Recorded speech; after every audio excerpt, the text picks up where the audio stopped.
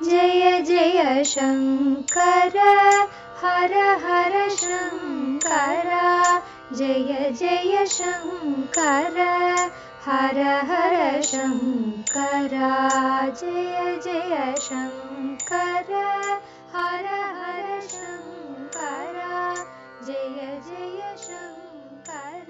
பக்தி தெய்வத்தின் குரல் 4ஆம் பாகம். வண்டு ஸ்தோத்திரம். இருவித அடக்கம். இந்த அடக்கத்திலே 2 தினசு உண்டு. 2 விதத்தில் மனுஷனுக்கு அடக்கம் ஏற்பட வேண்டும். ஒன்று, இந்திரியங்கள் அடங்கியிருப்பது, அதாவது கண் கண்டதை பார்க்கக்கூடாது, மனசை விகாரப்படுத்தும் காட்சிகளை அது பார்க்கக்கூடாது. ஆலய தரிசனம் போல நல்ல காட்சியே பெற வேண்டும். அதே மாதிரி காது அபஸ்மாரமான நாஸ்திகமான சப்தங்களை கேட்கக்கூடாது. நாம கீர்த்தனம், ஸ்தோத்திரம் என்று இப்படியே கேட்க வேண்டும். வாய் சித்த சுத்திக்கு ஹானி உண்டாக்குகிற மது மாம்சாதிகள், வெங்காயம் மாதிரி பதார்த்தங்களை தின்னக்கூடாது. சத்வ அபிவிருத்திக்கான ஆகாரம், நைவேத்தியமான பிரசாதம் ஆகியவற்றையே சாப்பிட வேண்டும். வாயால் செய்கிற இன்னொரு காரியம் பேச்சு. அது விருதாவிலும் வம்பிலும் சண்டையிலும் செலவாக கூடாது. பகவன் நாமாவை சொல்வதற்கே வாக்கு பிரயோஜனமாக வேண்டும். சரீரம் என்பதை கொண்டு கீழ்த்தரமான சிற்றின்பங்களை பெறாமல் அதை கொண்டு பரோபகாரமே பண்ண வேண்டும். பூஜையும் பிரதட்சணமும் நமஸ்காரமும் பண்ண வேண்டும். இப்படி இந்திரியங்களை கெட்ட வழியில் போக விடாமல் அடக்கி நல்லதிலேயே கொண்டு வருவது ஒரு விதமான அடக்கம். இதை சமம் தமம் என்று சொல்வார்கள். தலையே நீ வணங்காய் பாடலில் அப்பர் சுவாமிகள் இப்படித்தான் ஒவ்வொரு அவயவத்தையும் பகவத் பரமாக ஆக்குகிறதை சொல்லியிருக்கிறார். சமத்தோடு தமம் என்பதை சேர்த்து சம தமாதி என்று சொல்வதுண்டு. தமம் என்பது மனசை அடக்குவது. 2 விதமான அடக்கத்தில் ஒன்று, வெறுமே இந்திரியங்களை மட்டும் வெளியில் கெட்ட காரியத்தில் போகவிடாமல் தடுப்பது. இதுதான் சமம். அடக்கத்தில் 2வது தினசான தமம் என்பது மனசையே, உள்ளே எழுகிற எண்ணத்தையே அடக்கி விடுவது. பின்குறிப்பு: ஷட்பதி ஸ்தோத்திரத்தில் மனசை தமம் செய்வாயாக, இந்திரிய விஷயங்களான காணல் நீர் வேட்கையை சமம் செய்வாயாக என்று ஸ்பஷ்டமாக வருவதை கருத்தில் கொண்டு ஸ்ரீ சரணர்கள் சமம் என்பது வெளி இந்திரிய அடக்கம் என்றும் தமம் என்பது உள்மனத்தின் அடக்கம் என்றும் விவரித்திருக்கிறார்கள். ஆனால் ஆச்சாரியாலே செய்துள்ள விரிவான ஞான நூலாகிய விவேக சூடாமணியில் 22, 23 ஸ்லோகங்களில் இதற்கு மாறாக மனத்தின் அடங்கிய நிலையே சமம் என்றும் இந்திரியங்களை ஓடாமல் நிறுத்துவதே தமம் என்றும் லட்சணை கொடுத்திருக்கிறது. தாதுப்படி பொருள் பார்த்தால் சமம் தமம் என்ற 2ற்குமே அடக்குதல் என்று மட்டுமே பொருள். அதனால் இவற்றில் இதுதான் மன அடக்கம், இதுதான் புலன் அடக்கம் என்று வலியுறுத்துவதற்கில்லை. சந்தர்ப்பத்தை கருத்தில் கொண்டு பார்த்தால் இங்கு ஸ்ரீ சரணாளின் விளக்கமே பொருந்துவது. பின்குறிப்பு முடிந்தது. காரியத்தில் கெடுதல் செய்யாமல் இந்திரியங்களை அடக்கிவிடலாம். ஆனாலும் மனசானது அந்த கெட்டதுகளையே கல்பித்துக் கொண்டு, அதாவது மானசிகமாக அந்த கெடுதல்களை செய்து கொண்டு அதிலே சந்தோஷப்பட்டால் வெளியடக்கத்தால் ஒரு பிரயோஜனமும் இல்லை. உள்ளடக்கம்தான் தமம் என்பது. ஆனால் இந்த உள்ளடக்கம் சித்திப்பது ரொம்ப சிரமம். முதலில் வெளியடக்கமான சமத்தை பழகி பழகி முன்னேறினால்தான் பிறகு தமம் உண்டாகும். கீதையில் கூட ஓரிடத்தில் 2வது அத்தியாயம் 59வது ஸ்லோகத்தில் பகவான் சொல்லியிருக்கிறார், ஆகாரத்தை விட்டுவிட்ட ஒருத்தனுக்கு, அதாவது இங்கே ஆகாரம் என்கிற போது பகவான் வயிற்று சாப்பாட்டை மட்டுமின்றி கண், காது, மூக்கு, வாய், சரீரம் ஆகியவை அனுபவிக்கிற எல்லா விஷய சுகங்களையுமே குறிப்பிடுகிறார். இப்படி ஆகாரம் பண்ணுவதை விட்டுவிட்டவனுக்கு அனுபோக்கியமான அந்த வஸ்துக்கள் விட்டு போனதோடு சரி, ஆனாலும் அந்த வஸ்துக்களை அனுபோகம் பண்ணுவதில் இவன் அடைந்த ருச்சியின் வாசனை மட்டும் மனசில் இருந்து கொண்டுதான் இருக்கும்.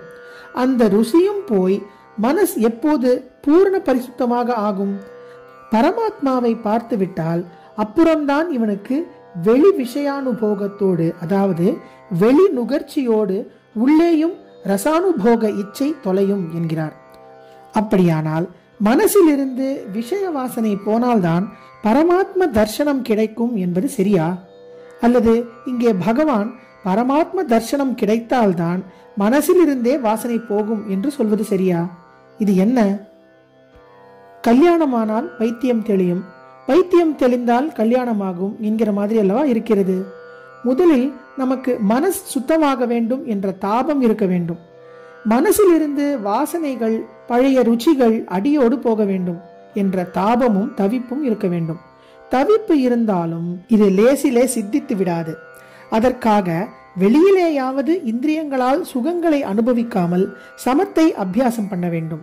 அதிலே முன்னே போக போக தானாகவே கொஞ்சம் கொஞ்சமாக தமமும் கைகூட ஆரம்பிக்கும். மனசிலிருந்தும் வாசனை வேகம் குறைந்து போக ஆரம்பிக்கும். குறையுமே ஒழிய அது பூர்ணமாக தொலைந்து போகாமல் அவ்வப்போது வழுக்கி விட்டு கொண்டுதான் இருக்கும். உரியடி உற்சவத்தில் வழுக்கு மரத்தில் ஏறுகிறவனின் கதையாக எத்தனை வழுக்கினாலும் நாம் விடாமுயற்சியுடன் மேலே ஏற பார்க்க வேண்டும். இதிலே நம் அந்தரங்க சுத்தத்தை, ஸ்ரத்தையை பார்த்து பரமாத்மாவே நமக்கு கடைசியில் தரிசனம் தருவார். அந்த தரிசனம் ஒன்று சகுணமாக அவனுடைய காருண்ய லாவண்ய மூர்த்தியினுடையதாய் இருக்கலாம், அல்லது அரூபத்தில் நிற்குணமாக அவனுடைய ஞானானந்தத்தை நம் ஆத்மாவில் ஆத்மஸ்வரூபமாகவே அனுபவிப்பதாக இருக்கலாம். எப்படியானாலும் கொஞ்சம் அவ்வப்போது ஜாடை மாடையாக அந்த தர்சன ருசி கிடைத்து விட்டதானால் போதும். அப்புறம் இந்த மனஸ் ஒரு நாளும் அதை விட்டுவிட்டு மற்ற ருச்சிகளில் வாசனைகளில் ஆழ இறங்கி முழுகி போகாது. அதற்கப்புறம் வழுக்கல் இருக்காது. சமம் தமம் என்பனவற்றை சமாதி ஷட்க சம்பத் என்பதாக ஆத்ம சாதகனுக்கு இருக்க வேண்டிய 6 சம்பத்துகளில் நம் ஆச்சாரியால் வைத்திருக்கிறார். சமத்தோடு சேர்ந்த நிலைதான் சாந்தி. தமத்தோடு சேர்ந்த நிலை தாந்தி எனப்படும். இப்போது சாந்தி என்ற வார்த்தை நம் எல்லோருக்கும் தெரிகிறது. தாந்தி என்ற வார்த்தை அவ்வளவாக தெரியாது. மடத்து ஸ்வஸ்தி வச்சனம் தெரிந்தவர்களானால் அதிலே ஆச்சாரியாலை சொல்கிற போது சாந்தி தாந்தி பூம் நாம் என்று வருவதை கவனித்திருப்பீர்கள். ஷட்பதி ஸ்தோத்திரத்தில் பகவத் பாதாள் பகவானிடம் சாந்தி தாந்தி இரண்டையும் பிரார்த்திக்கிறார். மன அடக்கம், புலன் அடக்கம் இதுகளுக்கு முந்தி எளிமையோடு பணிவாக இருக்கிற அடக்க குணம் இருக்க வேண்டும். சமம் வேணும், தமம் வேணும் என்று பகவானிடம் வேண்டிக் கொள்ளவே அடக்க குணமான வினய மனப்பான்மை இருந்தால்தானே முடியும். அதனால் முதலில் அவிநயம் அபநய என்று ஆரம்பித்தார். அப்புறம் விஷ்ணு என்று கூப்பிட்டு பகவானை பக்கத்தில் நிறுத்தி வைத்துக் கொண்டு தமய மனக சமய விஷய மிருக திருஷ்ணாம் என்கிறார். மனசுக்கு தாந்தி தமம் வேண்டும், அதை பண்ணு. என் மனசை அடக்கு. விஷய சுகம் என்கிற காணல் நீரை தேடி ஓடுகிற இந்திரியங்களுக்கு சாந்தி வேண்டும், அவற்றை அடக்கி சமத்தை உண்டு பண்ணு என்கிறார்.